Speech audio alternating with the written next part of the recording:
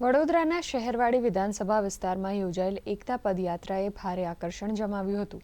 પદયાત્રાનું નેતૃત્વ બાળ કલ્યાણ મંત્રી અને ધારાસભ્ય મનીષા વકીલે કર્યું હતું।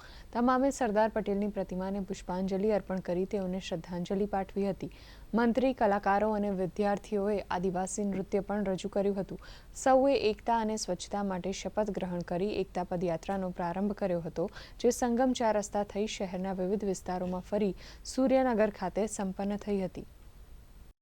નેતાઓ જે દેશ માટે કંઈક ને કંઈક કર્યા છે અને એમને યાદ કરવા માટે ના માત્ર એ સરકારી કાર્યક્રમો સુધી સીમિત રહે કે પુસ્તકો સુધી સીમિત રહે, પણ આમ જમતા લોકો પણ એ નેતાગણ વિશે જાણે।